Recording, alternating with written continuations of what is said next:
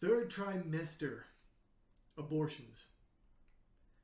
Viewer discretion advised.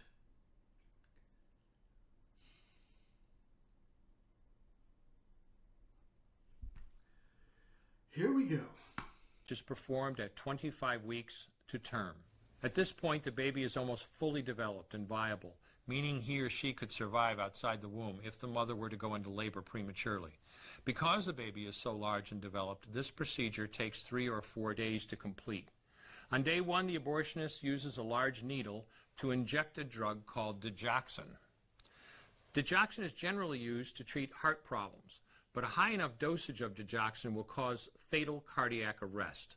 The abortionist inserts the needle with the digoxin through the woman's abdomen or through her vagina and into the baby, targeting either the head, torso, or heart. The baby will feel it.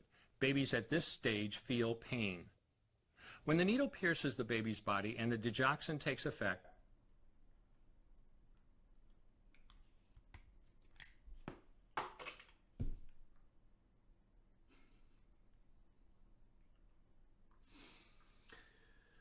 Baby at this stage feels pain.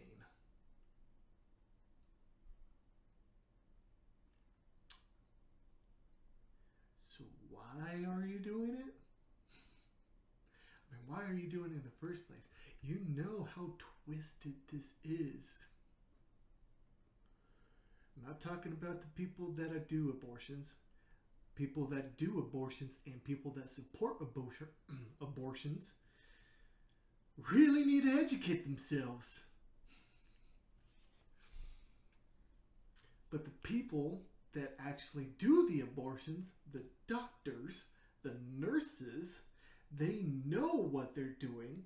They know that they are murdering a baby, and they know in the 3rd trimester, they know for certain that the baby is feeling pain, and they do it anyway.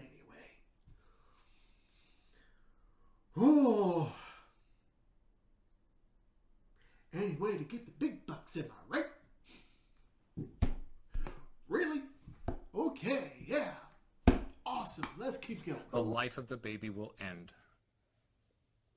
The abortionist then inserts multiple sticks of seaweed called laminaria into the woman's cervix.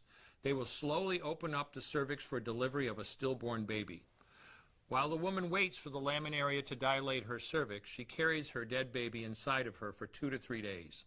On day 2, the abortionist replaces the laminaria and may perform a second ultrasound to ensure the baby is dead.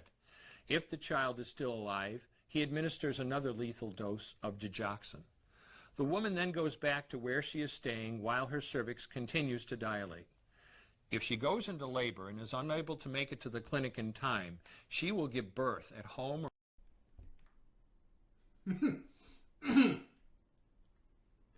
So, not only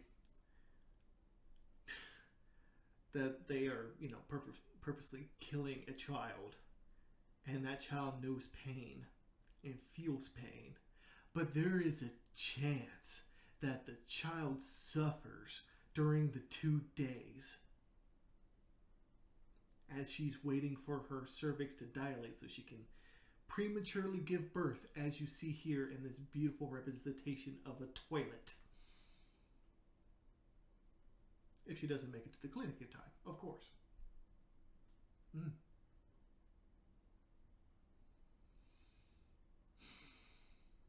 That poor woman.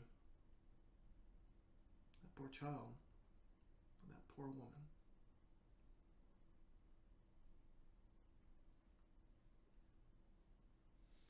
I would not be able to imagine. It's like imagine you didn't know what was happening, and then you feel the struggle, the pain of your child within you. And then you realize that you're all alone. You don't have any help with you because you start giving birth right then and there at your home.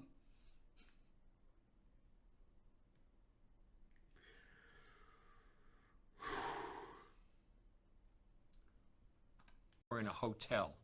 In this case, she may be advised to deliver her baby into a bathroom toilet. The abortionist then comes to remove the baby and clean up. If she can make it to the clinic, she will do so during her severest contractions and deliver her dead son or daughter. If the baby does not come out whole, then the procedure becomes a D&E, a dilation and evacuation, and the abortionist uses clamps and forceps to dismember the baby, piece by piece. Once the placenta and all the body parts have been removed, the abortion is complete. Late-term abortions have a high risk of hemorrhage, lacerations, and uterine perforations, as well as a risk of maternal death.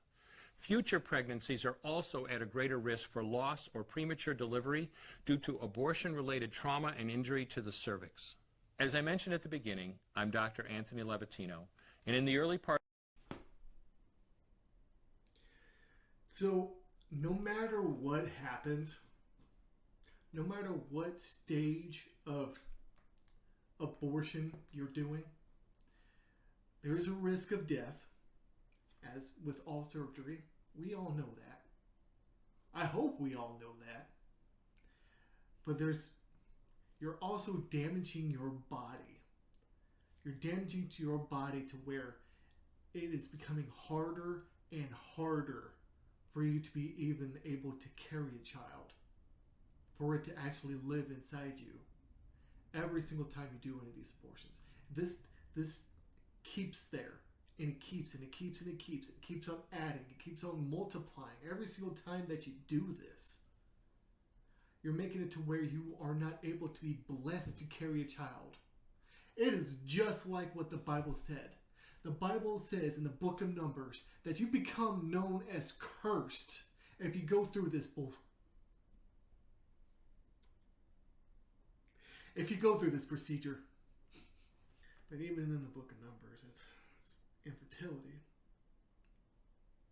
But even if I'm wrong and it is miscarriage, you still are known as a curse. This is not a good thing. Christians, there's a lot of you out there that think that this is a good thing, that God condones this. Are you serious? No! There is no way our Father in heaven is going to be happy that, oh hey, you ripped apart my child as it was forming in such a holy pace inside you. Yeah, he's going to be real happy about that. Yeah, he blesses that. Ignore the fact that he calls them accursed. No, it's not a curse. It's a blessing. It's a good thing.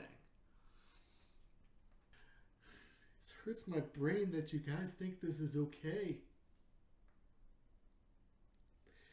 Why are you guys so much... You guys are so far in the dark that you not only think that it's not alive, but some of you take joy in it. Some of you celebrate it, even knowing that this is wrong. You all guys are so lost in the dark that you find enjoyment in suffering of others, in children? This is why I speak out against this. I already knew what happened. I never seen the video. I didn't have to see the video. This is common sense.